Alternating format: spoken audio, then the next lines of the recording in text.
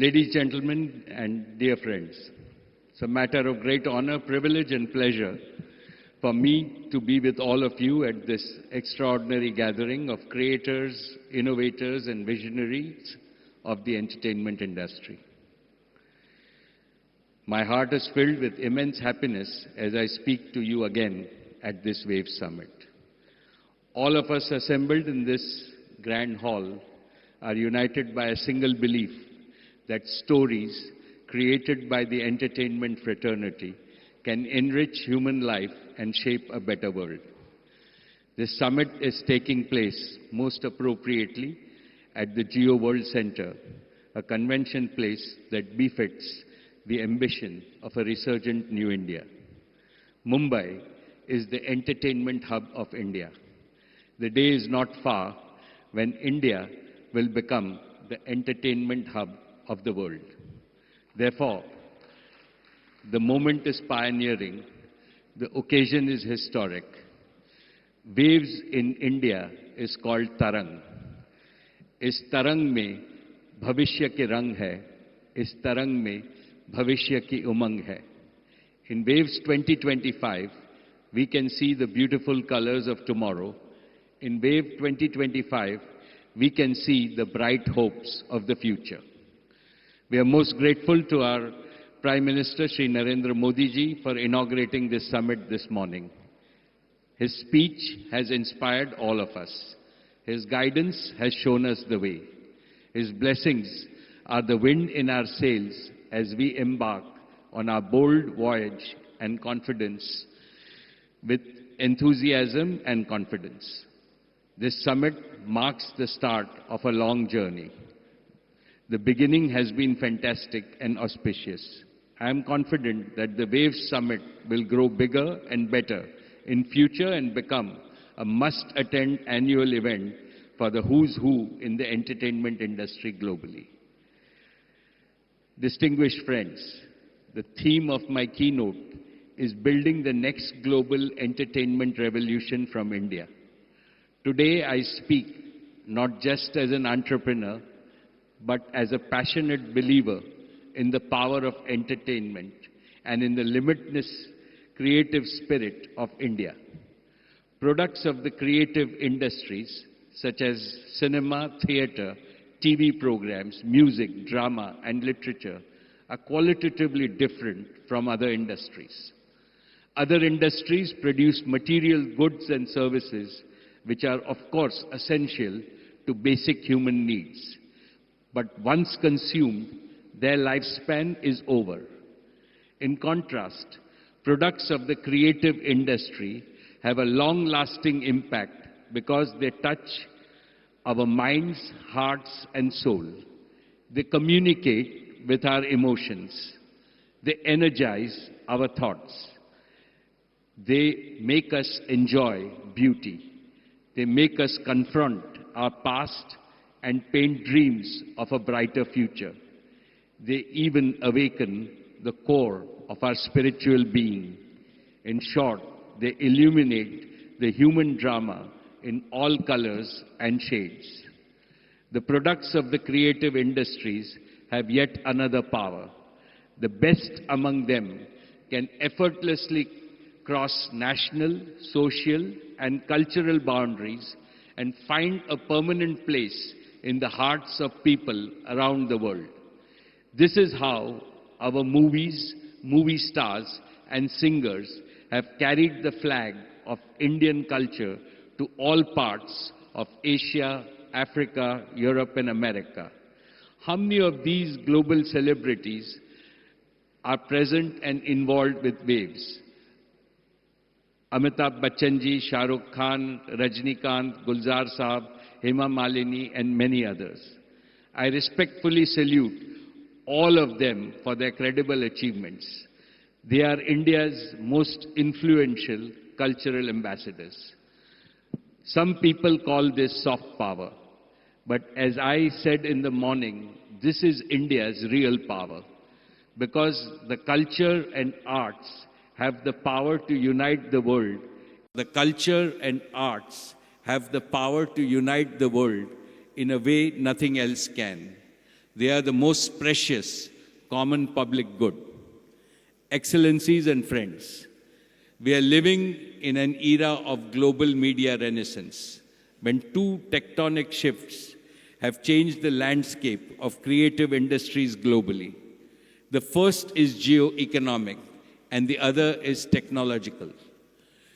The economic power of the global south, which accounts for about 85% of the world's population, is rising rapidly.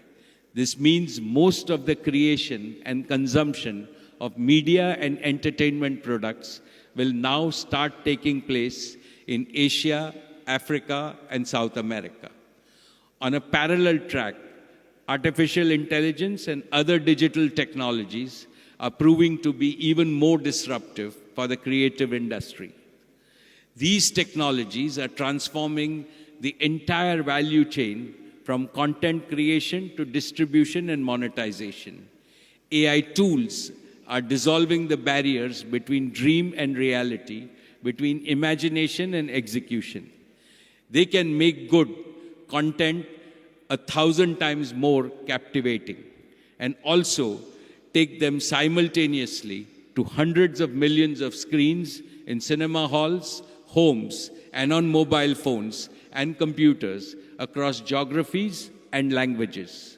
What AI is doing to entertainment now is 1,000,000 times more revolutionary than when silent camera and cinema was taking cinema to people 100 years ago. In this fast-changing scenario, India has almost unbeatable advantages. The first is content, the second is demography, and the third is technology leadership. Let me elaborate on each of them. Content is king. Good stories always sell. This unchanging principle defines the success of entertainment products anywhere, everywhere, and always. For Indians, storytelling has been a way of life since the dawn of our civilization over 5,000 years ago. Our timeless epics, Ramayana and Mahabharata, our mythologies as well as our classics in dozens of Indian languages contains an ocean of stories. They touch every aspect of life. They have romance, heroism, fantasy, tragedy, compassion, love for nature, and timeless moral values. Their appeal is universal and everlasting. Why is this so? Mark Twain, the celebrated American writer, famously answered this question by saying, and I quote, "India is the cradle of the human race, birthplace of human speech, mother of history, the grandmother of legend, and the great-grandmother of tradition." Our second advantage is demography. India is now amongst the world's most populous nation. Soon, our economy will become the third largest globally. This will potentially make India the world's largest media and entertainment market. Just look at the numbers. 1.4 billion creators and consumers with an average age of 29. This is not just a statistic. It is a profile of a demographic, economic, and creative superpower. India's third advantage is technology. India is not following the technological revolution in media and entertainment. India is actually leading it. Indian VFX is now powering Hollywood blockbusters. We produce several million hours of content every year. Films, TV series, music, sports, short form, long form, live and immersive content. We are multilingual, multi-format, and multi-platform by design. And what is our secret weapon? It is our world-class digital infrastructure built on 5G, which will soon be elevated to 6G. The 1.2 billion mobile phones in India are potentially 1.2 billion screens on which users can access entertainment and even share user-generated content. With all humility, I can say that Jio has made a leading contribution to India's digital and entertainment revolution by making high-speed internet affordable and available to all. With Jio Cinema, we have broken viewership records, revolutionized IP streaming, and made immersive multi-language interactive sports viewing a global standard. And this is just the beginning. Jio's partnership with Disney marks the dawn of a new era in digital storytelling. We have created Jio Hotstar with the ambition of equaling, even surpassing, the impact of leading creators of entertainment globally. It will provide a platform for the best and the brightest talent from India and abroad. Its technology stack is unrivaled. In short, Jio Hotstar is committed to making India a proud leader in the global entertainment industry. Dear friends, over the next 4 days, participants in this summit will discuss weighty ideas and share their valuable perspectives and experiences. Let me present my 4 action points for your consideration. My first action point is we must not miss this humongous opportunity that is beckoning all of us. I would like to repeat what I said in the morning because it merits restating. India's media and entertainment industry today stands at $28 billion. We can easily grow this 5 times to over $100 billion in the next decade. This will give birth to huge new opportunities in employment and entrepreneurship in diverse fields. To achieve this, India should invest in state-of-the-art content clusters across India. India should train tens of thousands of our talented young people in animation, VFX, and other technologies. India should incentivize IP creation, AI-powered innovation, and gamification. India should have a new investment avenues for this industry, and India should create an enabling and encouraging and empowering regulatory environment that rewards imagination and inclusion.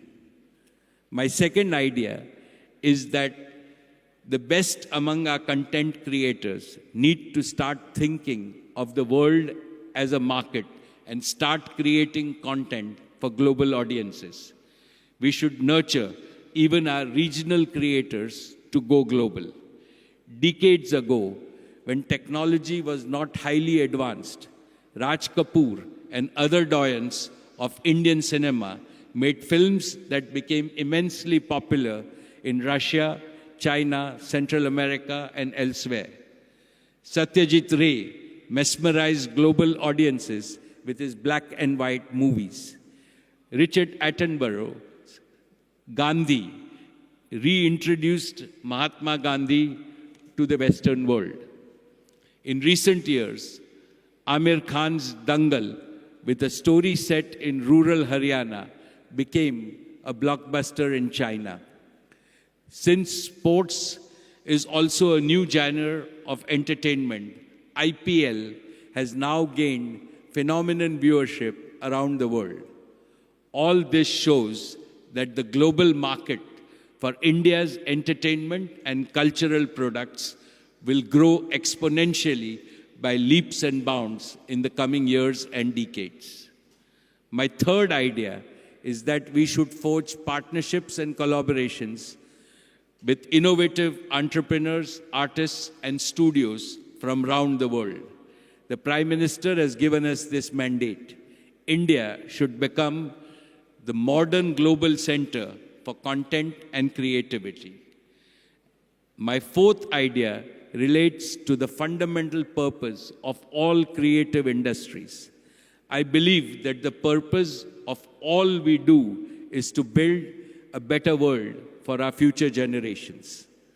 A more harmonious world, a world that realizes the motto that Prime Minister Modi gave to G20 in New Delhi. Vasudeva Kutumbakam. The whole world is one family. Today, we are living in a highly polarized world. It is full of turbulence and uncertainty. As a result, people all over the globe are hungry for entertainment that is healthy, wholesome, and brings hope and happiness. India can satisfy this hunger better than any country in the world. This is not just an unprecedented economic and cultural opportunity, it is a strategic opportunity. Therefore, I conclude my keynote by expressing one wish from the bottom of my heart. May this newly created Waves platform give the message of hope for a new world from a resurgent new India. Thank you and Jai Hind.